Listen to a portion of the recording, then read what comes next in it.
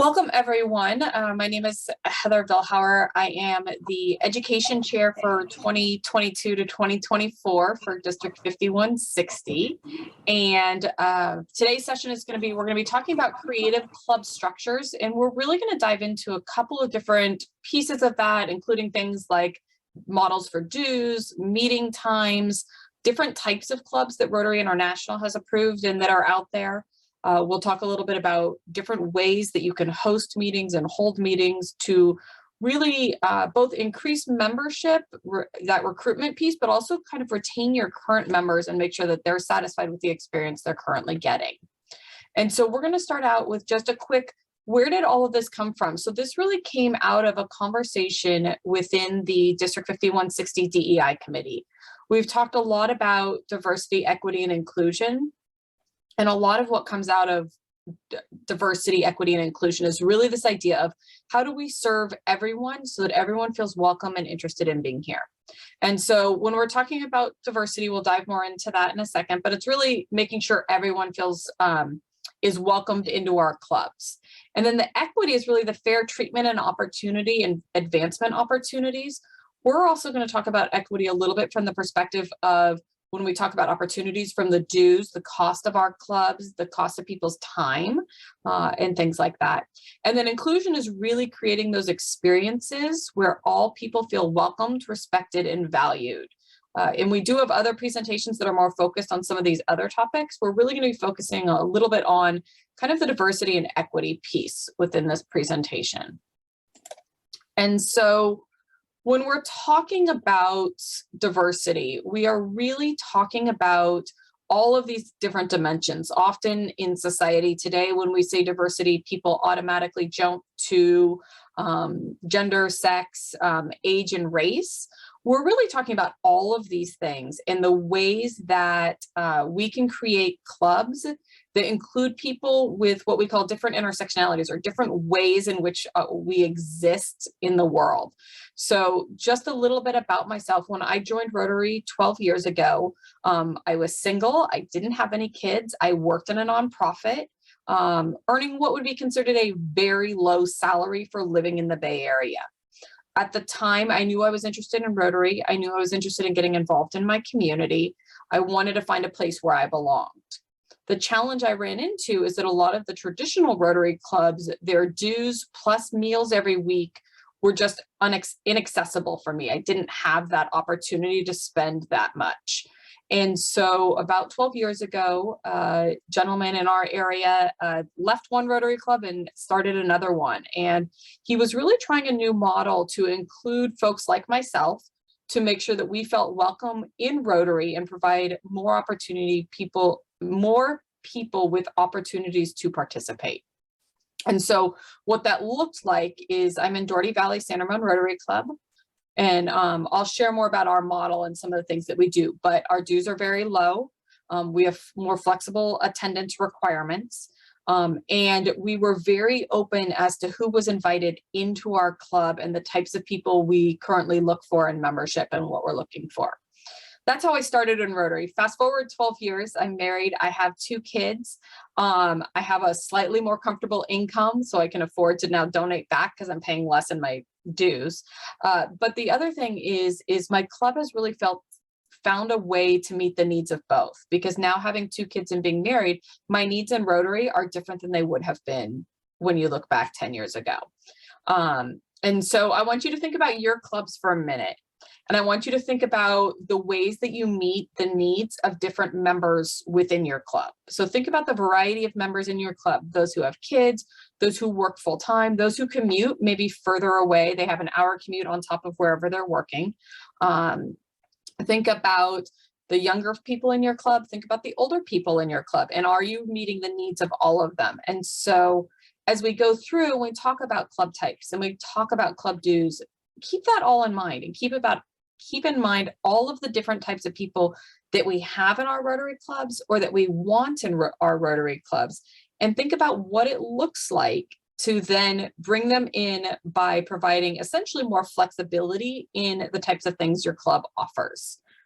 As we go through this, remember that not everything will apply to everyone or every club. All of our clubs are different. One of the things I love about visiting clubs throughout the district is just the variety and types of clubs, the activities they do, their focuses, their traditions, and what's important to them. And so with that, I'm going to dive into club types. And when I'm talking about club types, I'm going to bring up on the screen 6 of them. And what I want you to remember about these is these aren't the only ones out there. There are mixes of them.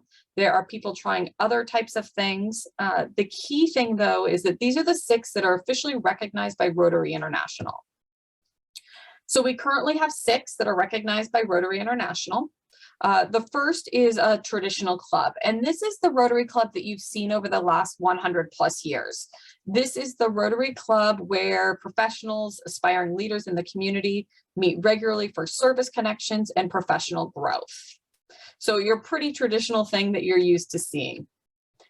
Then you can think a little bit about a satellite club. And we've had a couple satellite clubs on and off within our district. And so a satellite club is a Rotary club that is sponsored by a traditional club. So it still falls under that same club, but it has its own meetings, projects, bylaws, and the board.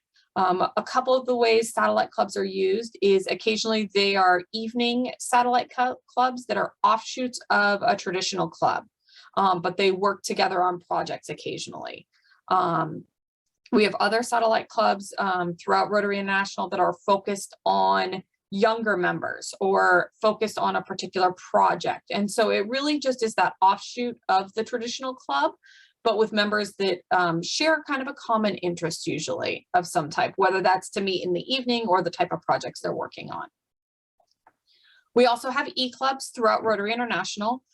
We have one in District 5160, and it's a Rotary Club that meets primarily online.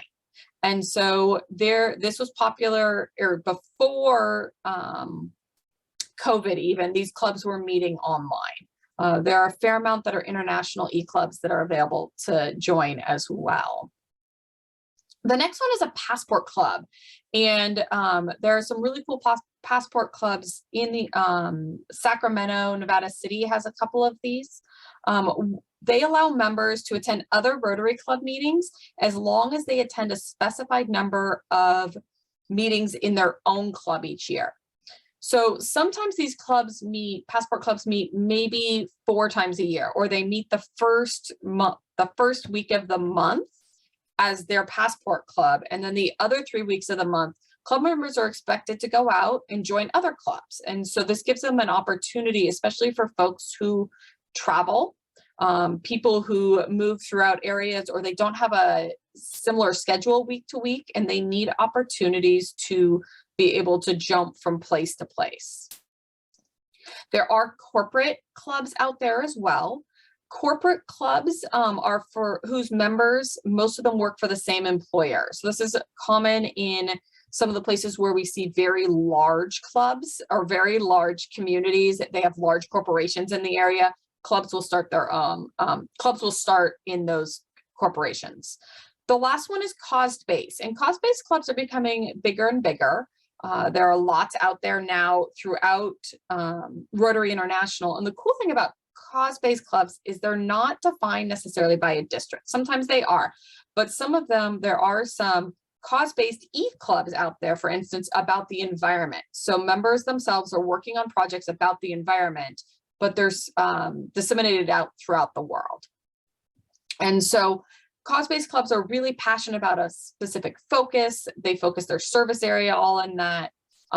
District Governor Suzanne Bragdon is very, very passionate about getting some more cause-based clubs started within our district, or at least bring some folks together for that as well. So there are other types out there. You will see mixes of these. You'll see people trying new things. A lot of it comes back to knowing who you're trying to attract into your club. Then we have, those were, different types of clubs. We're going to talk about membership types. And when we're talking about membership types, one of the important things to remember is that you have to think about what will work for your club. So when we get started, the first one, we typically have most clubs, and I know at least our club, we only have one membership type. You join, you become a member. there's a certain expectations for dues. There may be, depending on your club, expectations for attendance at meetings, the service projects, fundraisers, etc. These other ones offer different benefits to the club and different benefits to attracting different types of members. And so, for instance, partner or family memberships. So you have an active member, but then you also have other family members who are active members. They have the same obligations clubs do. Oftentimes there is a break in dues for that type of membership, right? If you have spouses, if you have a father-daughter or something like that, you can think about what that looks like for your club to offer maybe a $20 discount or a $50 discount if these are people that you really want in your club. What does it look like to offer something like that? Our club over the years has had a lot of family type memberships, a lot of spouses involved. And that's something that we did do and still do, I guess. Technically, that's a different type of membership. So we do offer a break for spouses. A lot of clubs are now looking into what is called a young professional membership. And this could look different depending on the community that you're in. So in this category, it could be for 35 years or younger. According to Rotary International, young professionals are those under 45 years of age. They still consider them young professionals. And they still meet all of the same requirements for being a Rotarian. And they typically pay reduced dues. That could be, they could pay it for reduced dues for the first year. It could be for the first 5 years. It could be until they hit that age group. And you would have to think about, as a club, what are the financial ramifications for your club, and balance that out with how important it is to bring in young people into your club so that as they grow in the community that they're already involved within Rotary. One thing to think about when you're thinking about young professionals, and this will get into how we hold our meetings in Rotary, is really thinking about young professionals are also often starting families, have other obligations at work, and may have less flexibility to attend events, etc. And you may want to think about what that means to your club. Another category is senior or retired members. And so oftentimes retirement means that there is a reduced family income, more time to volunteer though and serve the community. And so, or for instance, you've had a situation where Rotarians membership has been covered by the company, and when they retire, it's no longer covered. And so thinking about if there's this membership category where you can look at the dues for that and think about what that looks like. Other clubs have also looked at things like being service focused. And when we're talking about a service focused membership, we're really talking about these members really want to volunteer, but they're not necessarily interested in attending meetings, whether that's because of time or that's just not what their passion is. And so they're fine paying the full price, but they can't meet attendance requirements if your club has attendance requirements. So thinking about what that might look like for those bringing in people just to do service with your club and really help provide that hands-on experience. There's also this idea of an introductory membership. This could be for members who you've talked to people, they're interested, but they're not quite ready to pay those upfront costs for joining Rotary. And so maybe you could join for 25% of dues for the first 6 months and then 50% for the second 6 months. The idea being that you're slowly introducing them and grabbing them into Rotary. And by doing that, by the time they get to their second year, they're excited, they're passionate, they understand what they're joining, and they have that incentive to stay. The other thing that you can do is also friends of Rotary, associates of Rotary. This allows people to participate in Rotary activities, but not pay dues. The idea is that they're paying for their expenses, so their meals and things like that. The last one that I have listed up here is corporate. And so when we're talking about corporate, oftentimes there's different ways to think about it. Sometimes a corporation will buy a membership and there's a designated person that comes to your club from that same type of idea where the organization is paying for your member. The other thing that can happen is that they can rotate between people. Maybe they pay for 2 memberships and that's rotated between 8 or 10 people per month and who comes to the meetings and what that looks like there. So those are just some things to think about and ideas. There are others out there that I've seen as I've kind of done the research. These are the most common. Fairfield Sassoon is using some of these, so you can check in with them. What I'd love to have you do now is in chat, go ahead and toss in, tell me a little bit about what membership types does your club currently offer? And if you don't mind sharing your actual club as well. So I can share that Dougherty Valley San Ramon offers a traditional and family membership. What are other people offering? And if it's easier, you're welcome to unmute and speak instead. So Vacaville Rotary, we currently just have one membership tier, but I want that to change. And so my goal is in our October board meeting, I'm supposed to bring forth all kinds of ideas of how we can diversify our membership. So this has been terrific, and I welcome any other suggestions. I've looked at Fairfield's, and they've got a good plan going. So any other suggestions would be most appreciated. They have a great package. I think a lot of it, Davis Noon offers a traditional one, is what Donna is sharing. Sue is sharing that up in Weed, they just have a regular traditional. They tried corporate, it didn't work for them. So one of the things to think about, Marlene, is really what will work in your community. And think about it very specifically too, from who is in your community that you're trying to bring in that would benefit from a different membership type, right? So for instance, if you know that you're going to try to bring in some spouses, look at that family membership. If you know that it would be beneficial in your area to do a corporate membership, if you're going to specifically go after some of the corporations, and Marlene, I could see you doing that in Vacaville, going very specifically after some of the banks or some of the other corporations that are in Vacaville.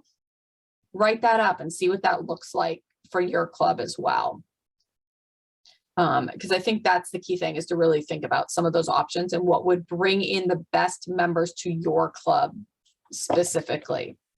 So one of the things specifically as you're talking about these types of memberships, and remember the types of memberships go into both dues, but they also go into attendance structures. How often are you required to be in meetings? How often are you required to participate in other things? This is really talking about the true cost of membership. And I want you to think about in your clubs, what's the true cost of belonging? And are you upfront with people about that? So for instance, often in terms of the true cost of membership, you end up paying international district and club dues if your club adds an additional dues on there, right? Then you have to add on the cost of food and meetings. And we range in our district anywhere between $3 to $5 per meal, all the way to the $35, $45 mark.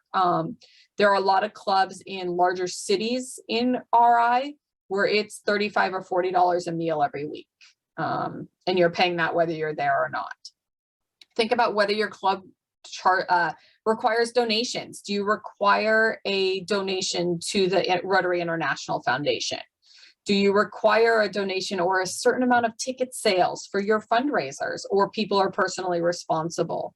And then also, are you requiring certain attendance at certain events? So as a young professional, one of the things that I was very cognizant of as I was joining and choosing Rotary clubs was it wasn't just the cost of dues. It was making sure that I budgeted out what it looked like for an entire year of Rotary. I said I would share a little bit about our club dues structure. So our club dues structure, I pay $480 a year, and that includes my meals. That is the only out-of-pocket cost I have for Rotary. Whether we donate to the Rotary International, it's not required. It's highly encouraged, but it's not required. We don't require a certain number of tickets to be sold, etc. So definitely think about that and be upfront with people and really think about, as I said before, who are you trying to attract to your club? And what are those barriers? What's kind of like, how do we create a more equitable club for the people we're trying to invite in? And so think about that. So I'm just curious if people want to put estimates in of what's your true cost of membership for your club? What's, if you were to estimate how much you spend on required Rotary things? So that's not all the optional things that a lot of us do. But required, what's the estimated cost of your club if you were to put in your meals and all of that for the year? In Vacaville, it's about 2,000 a year. Okay.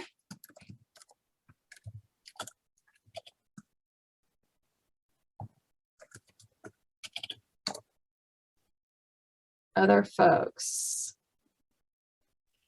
Heather, how can you, when you said that your dues are 460, $480 a year. Yeah. includes your meals? Includes our meals. Correct. How does that happen? So we meet in a community center, which definitely helps, right? Because we have very little room, well, low room costs comparably. We use something called Easy Catering to order catering, which means we essentially bring in catered takeout from different restaurants. So some weeks it's Mike and Ike sandwiches. Some weeks this week it was one of the Indian food restaurants. We do have to set it up ourselves. We clean up that piece of things. But that's how we've managed to keep it so low. We've moved around. We've taken the term Rotary to heart. We've moved meeting rooms around. We're on our 6th or 7th one now to keep that cost low. And so we've been in a variety of other locations, but we've always managed to keep it right about that amount. Our goal is to do about $500 a year. We also do a little bit of fundraising for extras for our club that we don't pay for out of our foundation. So not grants and service projects and things. So our large fundraising events, some of that money goes back into the club as well to keep the club dues low. So a good mix of things there. So think about your true cost of membership. We also have several clubs in the district that do not charge for meals. So if you don't have a meal minimum, this may be an option for you. Or if you know that you're going to hit the meal minimum, you may also be able to look at something that where you charge $5 and they get water or tea, or something more simple as that, where they're not paying for the actual meal. Sue shared that weed is at about $1,200 a year. That includes lunch at 50 weeks a year. You can opt out of lunch and that's about $1,000. Okay. So there is a good mix. A lot of it depends on where you are hosting your meetings, the quality of food, how much cleanup and setup you're willing to do. So all of that plays into it. And a lot of it plays into your club structure. There are some clubs that are going to be more expensive because that's the club type that they're sticking with. That's not right or wrong. Just think about ways that you can also encourage younger professionals to join, families to join while still meeting some of that. Every type of club has a place within Rotary's club structure. So let's jump in and talk a little bit about meetings and different ways to think about Rotary meetings, which will impact your club structures a little bit. So flexibility is what it's all about. We are talking about flexibility in location, dates, times, meals, and topics. So when we're talking about location, you can think about hybrid. You can think about doing offsite or field trips. This year, our club has decided that our president helped figure this out. He wanted to do one offsite per month.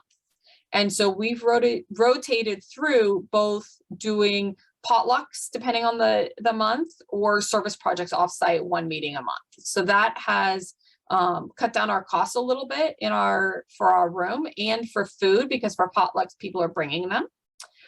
You could think about your location. Are you at a restaurant? Are you at a community center? Are you at a church? Can you do work at the site that you're at to help save your club some money as well? That's another option to consider. Also consider, for instance, like I mentioned, our potlucks. We're doing potlucks. We're rotating through people's houses doing potlucks. And it's kind of fun because we've been out in the backyard, we've been inside, we've been down by the pool. We've been able to invite other people in for that fellowship piece. In July, it's our club's birthday. We hosted a birthday party. We invited all of the alumni from our club that have ever been in our club. And so we had a lot of extra folks there as well. And that was a lot of fun. Think about the dates and the times that you're meeting as well. Number of times per month. Several of our clubs have adjusted and they're now meeting maybe twice a month. And twice a month, they are doing other things. Also think about your time of day. We have clubs in our district that are meeting twice at lunchtime, and then they meet twice at dinner twice a month to kind of make it more flexible for different people to be involved. We also have this idea of rotating through what you do or where you meet or how often. Marlene, this goes back to the meals. Think about what you're doing for meals, what that looks like. Are there opportunities to do things like potlucks where people are bringing in things to lower your costs a little bit? But it's also about the types of topics for our meetings. Traditional Rotary was club business, speaker, and the meeting in some order, and the meal is served somewhere in there, right? There's a lot of other things that you can think about in terms of club structures and bringing in different people into our clubs. Think about the types of speakers that you're bringing. Make sure they're representative of who you want as your membership and the interests of your members. So make sure you're thinking about with Zoom, you can bring in people from all over. La Marinda and Berkeley are amazing at that. I know that Mount Shasta Rotary brings in speakers using their hybrid setup as well. So think about that. And you don't necessarily have to do the full Zoom meeting. You can just put the speaker up on the screen and do it that way as well. If you need ideas, steal it from other clubs. Lots of clubs have people who are willing to come in and speak, but may not be able to drive to your club for the timing. Our club has been doing crafts at meetings. We have several members that absolutely love crafts. We've done service projects, and that's pretty popular as well. One of the things that our club has done, because we are big on including families within our club activities, is we quarterly do service projects, and the service projects are appropriate for kids. And those service projects are outside of the ones that we do regularly. These are instead of meetings. They're at the same site, and we're doing service projects. We've done, and Scott Gerber and Renee Matsumoto will be doing a community service session on Thursday evening, and you'll hear about a lot of our club service projects. But things that we've done is we've created dog toys, which you can do with kids. You're ripping up shirts and tying knots in them and doing tennis balls. It's a blast. We have done things for Souls for Hope, and it's essentially cutting out the patterns for shoes for kids using jeans. So there's lots of things that you can do at club meetings. Think about fellowship. What does it look like to dedicate a meeting a month or a meeting quarterly to just talking in fellowship and spending time with people during a regular meeting, so people aren't also looking elsewhere or looking to add another meeting to their calendar, another event to their calendar. Family nights, bringing in either for service projects or for appropriate speaker. Right? Is there a speaker you could bring in that would also appeal to kids as well? And then you also have things like field trips. I believe Weed has been doing some amazing field trips. Mount Shasta has been doing some really cool field trips. Our club is going to our local historic farm soon as well. And then also think about just hikes or walks with your club if you have folks who are up for that. The city of San Ramon does a hike challenge. We went out and walked parts of them. We didn't do the whole thing because it was more than we could fit in our meeting. And then we ended with a barbecue after. So some options there. So what I'd love to hear, so I do want to share, there's some cool stuff in the chat. Mount Shasta does 2 regular meetings and then 1 field trip and 1 social evening every month. We'd had a meeting after a fundraiser. We all wrote thank you notes to our donors. Absolutely, Sue. One of the things that we've started doing is that instead of holding separate meetings for our fundraisers, we do them at our club meetings. So we do a huge event called Truck Time. We help plan at the meetings. That way people who I couldn't get to show up to separate meetings are involved and engaged in the program and the process as well. We also do a thank you closeout event as well. One of size of club is key, Ramon. The size of the club, it is, and it does matter. So our club has about 35 members. We have 20 who are fairly active, and then the other 15 rotate through. One of the benefits is really thinking about a lot of these work with any size club. These are all things that you can do with any size club. Donna, you were asking about the types of crafts. We've done a variety. We do have, I will say, we have some phenomenal crafters in our club who love doing crafts. We've done cards for servicemen through Blue Star Moms, and they get sent over in their holiday packages. There is another program that gives out books to people. You can do adults really like to color, in case you're wondering. Grab some crayons and markers. You can do placemats that then go out with Meals on Wheels, very simple, inexpensive ones. We did holiday, what did we do last year? It was holiday etching type things. It really depends. If you can identify someone in your club who is passionate about some type of craft. Oh, we also did a paint night. We've also done paint nights as well. So tons of options. And the key for the crafts is make sure that people who aren't artistic, like myself, know that it's okay if it doesn't look right, that there isn't like this perfect thing that you're aspiring to. My level of arts and crafts is about that of a 5 or 6 year old. So I just generally assume that mine is not going to look like the example, but I have fun in the process because we're sitting around fellowship and chatting while we're doing it.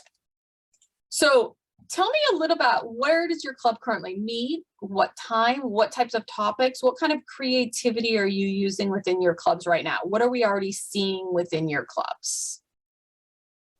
Donna, I feel like community churches are a great place because you've got access to spread out and do things and have some of that fun on tables and stuff like that. It's a little bit less formal. It's a little bit harder to do crafts in a restaurant or a golf club and some of those things. So that's one thing to think about. If your club is meeting weekly and having speakers weekly, consider what it looks like for that flexibility to kind of update that and say, hey, we're going to bring in, if you change it all at once, people aren't going to be very happy. But if you go slow and you slowly start saying, okay, quarterly, we're going to do a fellowship meeting instead of just a speaker, or quarterly, we're going to talk about our big fundraiser coming up and how you can get involved. The nice thing, Sue, if you have your own dedicated room, is there's all kinds of stuff you can do, right? There are activities you can do. One thing that we've done before is we called it speed dating at our club, and members sat at the table and there were certain questions they were given and they asked each other questions, and then they rotated every couple minutes so that they got to know people on a different level or in a way in which they wouldn't have gotten to know them before in other situations. What's the best speaker? What's the kind of most creative speaker your club's had recently? Think about the speakers, or even not recently, but over the last couple of years. Who stood out to you as, oh, this is an amazing speaker? Heather, I got tired of typing. In our club, one of my favorite speakers, and it actually happened a few weeks ago, but I wasn't there, is we all get an assignment every week to bring a speaker. And if you forget your speaker, you have to stand up and tell about yourself. And you learn more about people than you ever thought you knew about them. And I know I've told this story about the one member that we had who, when he was a young child, his mom and dad and he and his 4 brothers, so 5 boys, spent a week in a bomb shelter bunker. Wow. As an experiment. Truly, I will never forget him telling that story. There's stories like that, right? And we have had that. We do bring in club members as speakers. We have people who travel incredible places in our club that I'm really jealous of. To be retired is what I keep thinking. But we have them do and show their photos, right? And talk about their experiences or talk about their occupations too. Kevin, I saw that your club had the Cal Athletic Director and was very jealous because that would have been a cool one to listen to. We had a great one this week, landscape architect talking about inclusive playgrounds and what does it look like to build playgrounds that are welcoming for everyone. We've had speakers. We had an interesting one during COVID that was on a pig farm. And it was through the Pork Council, and it was great. It was really interesting to learn a lot about that.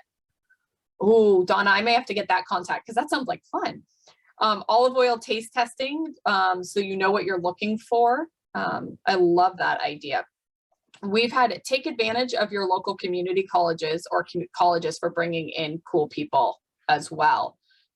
Because we had an archaeologist come in and talk from Cal State East Bay, and he talked about a lot of the projects he was doing as well. And so that was fun to kind of listen to that and learn that as.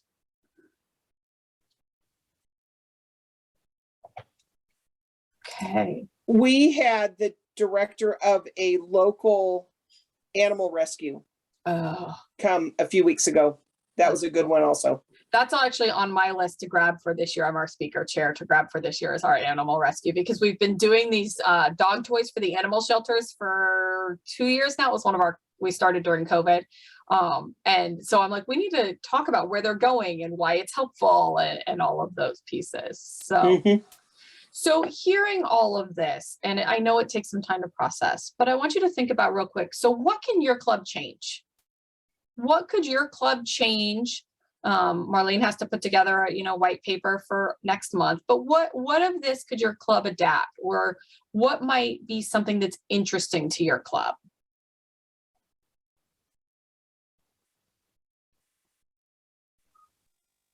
Well, I'll definitely be bringing forth all the different categories of membership to try to get the money work out for people, because that seems to be the biggest issue right now, is how to make the dollars stretch for various scenarios. It's money and time, right? Those are our two really precious commodities, and it's figuring that out. And I think the money in a lot of cases is big, and it's hard. It's challenging, right? Especially after COVID. I know a lot of clubs are faced with room costs increased, as well as food costs increased, and all of those things. And then just life costs increase for all our members, right? And so thinking about how to work on some of that. What else? What are some other things that you can take back and use?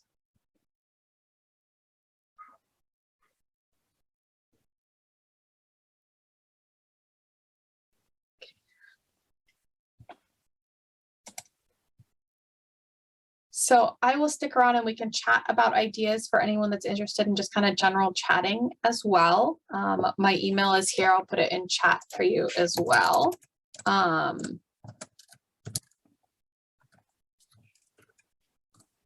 Anyone that wants it. I encourage you to think about attending some of the other sessions that are out there that will help you with some of the creative ideas. If you want to hear about easy community service projects as well as kind of bigger ones, feel free to check out that one I mentioned that is later this week. There are also some great sessions on how to spread the word about your club. If you are looking for, Tina Echeverry is doing an amazing one on what's called heart math.